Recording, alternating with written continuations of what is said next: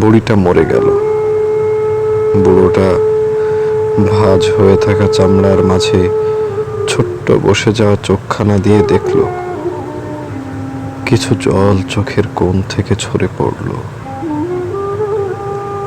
লোক দেখানো শোক চলল কিছুদিন, তারপর যেন এক নাটকের সমাপ্তি ঘটল।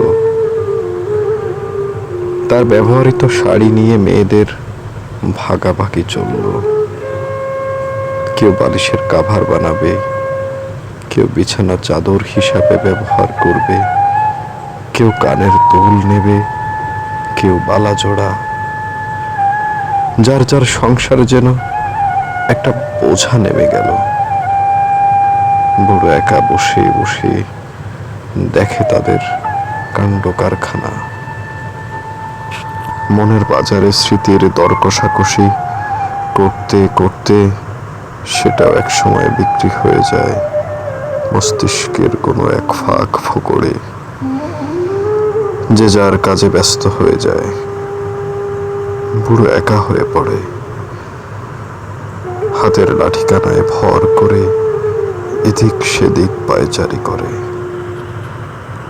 সেদিন ছোট্ট নাতনি এসে বলল, দাদু দাদু তুমি মরে গেলে এই লাঠিখানা কিন্তু আমার, আমি খেলবো। এদিক থেকে বৌমা দৌড়ে আসে, দাঁড়া, তোকে আজ মেরেই ফেলবো।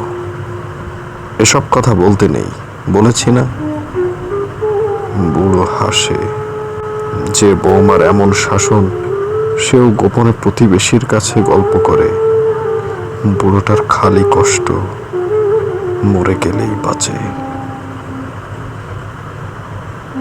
সেদিন নাতি তার বন্ধুদের নিয়ে তার ছোট্ট ঘরে আড্ডা দিচ্ছে আর বলছে, দাদুর অবস্থাও বেশি ভালো না, কিছুদিনের মধ্যে উইকেট পড়ে যেতে পারে।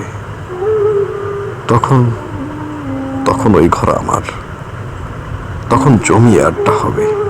বুড়ো শুধু আকাশের দিকে তাকিয়ে দীর্ঘশ্বাস ছাড়ে। দুই ছেলের মাঝে প্রায় দিন তো ঝগড়া লেগেই থাকে। বুড়ো কার কাছে কদিন খাবে এই নিয়ে। বুড়ো আজকার বাবা নয়, কারো শ্বশুর নয়, কারো দাদু নয়।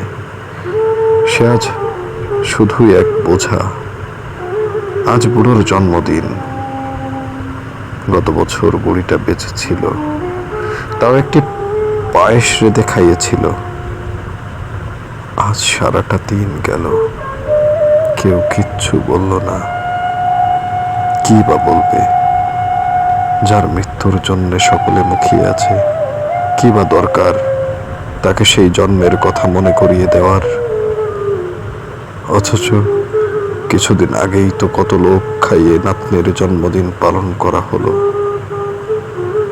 বুড়োর হিসেবটা জমা পড়ে আছে, কারণ তার মৃত্যুর পরেও তো অনেক মানুষকে খাওয়াতে হবে।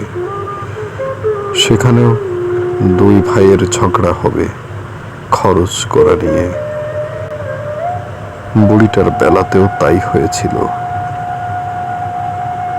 বুড়ো ভাবে, কিসের জীবন, কাদের জন্য এত কিছু? বুড়ো চশমাটা থেকে চোখ নামিয়ে একটু মুছে নেয়। কেমন যেন ঝাপসা হয়ে যাচ্ছে। আকাশের এদিকে তাকিয়ে বুড়ো একটা দীর্ঘশ্বাস ছাড়লো। মনে মনে এটাই বলল, পৃথিবীর সমগ্র বাবা যেন বাবা হয়েই বাঁচে, বোঝা হয়ে নয়।